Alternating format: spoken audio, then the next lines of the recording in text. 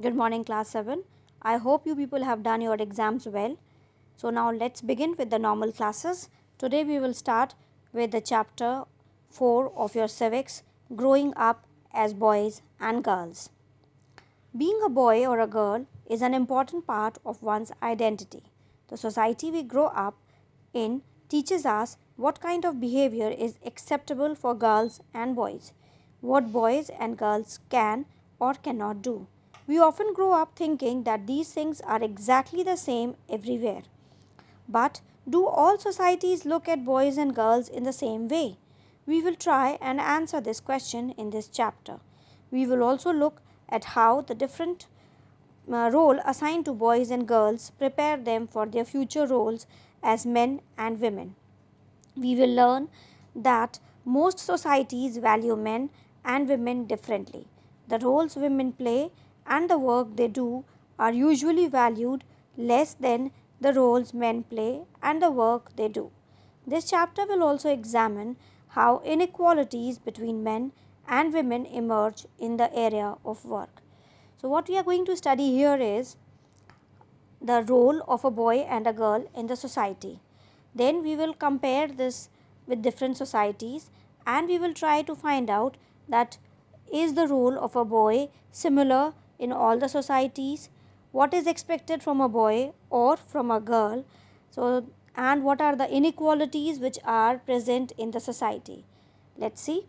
Growing up in Samoa in the 1920s. The Samoan Islands are part of large group of small islands in the southern part of the Pacific Ocean. In the 1920s, according to research reports on Samoan society, children did not go to school. They learned many things such as how to take care of children or do household work from older children and from adults. Fishing was a very important activity on the island. Young people therefore learned to undertake long fishing expeditions, but they learned these things at different points in their childhood. So what happened was that these children, they didn't go to school. Whatever they learned it from their home, from their elder siblings, from their parents. As soon as the babies could walk, their mothers or other adults no longer looked after them. Older children, often as young as 5 years old, took over their responsibility. Both boys and girls looked after their younger siblings. But by the time a boy was about 9 years old, he joined the older boys in learning outdoor jobs like fishing and planting coconuts. Girls had to continue looking after small children or do errands for adults. They were teenagers. But once they became teenagers, they had much more freedom. After the age of 14 or so, girls also went on fishing trips, worked in the plantations, learned how to weave basket. Cooking was done in special cooking houses where boys were supposed to do most of the work while girls helped with the preparations. So here you can see that when the boys, they were 5 years and more, they took care of their younger siblings. Then after they were 9 years, they joined the elder boys and went for fishing and planting. Girls, they continued to look after the children who were there. But once they were adult, they girls had to continue looking after the children and do the errands for the adults, that is, do the work for the adult who were there. And once they were teenagers, they also went for like around teenager means that is around 14 or so, they went for planting the or taking care of the coconut trees and fishing. Cooking was done in different houses, special houses where boys were supposed to do the most of the work and girls, they just helped with the preparation. So in what ways do the experiences of Samoan children and teenagers differ from your own experiences of growing up? Is there anything in this experience that you wish was part of your growing up? So that is, you can just give it a thought. What do you think, what is there which is good about these teenagers? Growing up male in Madhya Pradesh in the 1960s. The following is adapted from an account of experiences of being a small town in Madhya Pradesh in 1960s. From class 6 onwards, boys and girls went to separate schools. The girls' schools was designed very differently from the boys' school. They had a central courtyard where they played in the total seclusion and safety from the outside world. The boys' school had no such courtyard, and our playground was just a big space attached to the school. Every evening, once the school was over, the boys watched as hundreds of schoolgirls crowded the narrow streets. As these girls walked on the streets, they looked so purposeful.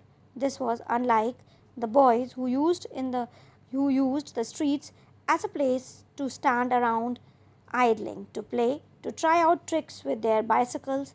For the girls, the street was simply a place to get straight home. The girls always went in groups, perhaps because they also carried fear of being teased or attacked. So they are talking about 1960s. There was difference between the school of boys and girls. From 6th onwards, they had different schools for boys and girls. The school which of girls had a courtyard in between where the girls could play in seclusion. That means nobody from outside could see them, whereas the boys' school had a place which was like near the school where they played. After the school, the boys could stand like they in the streets and see the girls passing by. The girls moved in groups. Maybe there might be the reason that they might be teased by the boys or by somebody or attacked, so they always moved in the groups. For them, that means for the girls, the street was just for the way to go home, while for the boys, that street was the place they can idle around, they can tease anybody, they can fiddle with their cycles, bicycles, etc. After reading the two examples above, we realize that there are many different ways of growing up. Often we think that there is only one way in which children grow up. This is because we are most familiar with our own experiences. If we talk to elders in our family, we will see that their childhoods were probably very different from ours. We also realize that societies make clear distinctions between boys and girls. This begins from a very young age. We are, for example, given different toys to play with boys with. Boys are usually given cars to play with, girls dolls.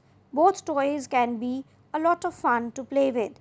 Why are girls then given dolls and boy cars?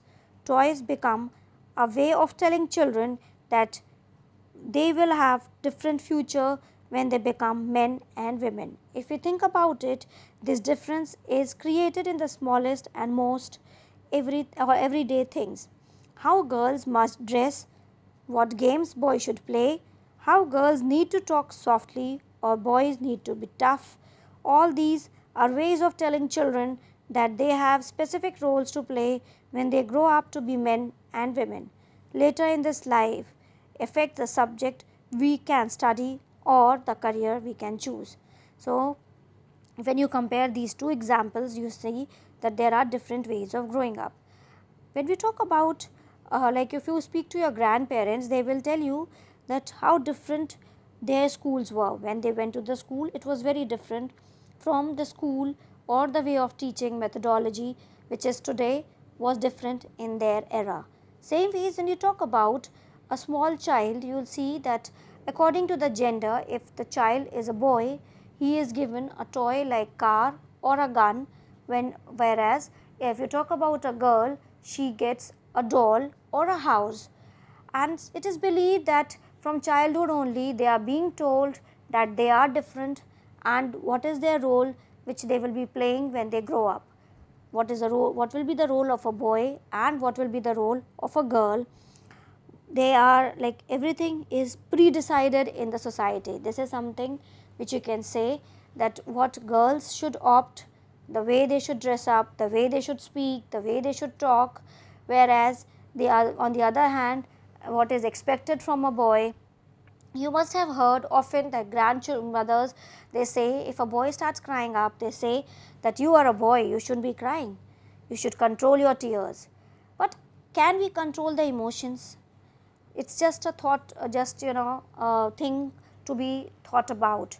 Like, whereas if a girl shout, people say that you are a girl, you should be soft spoken. But then we have to really think about these things.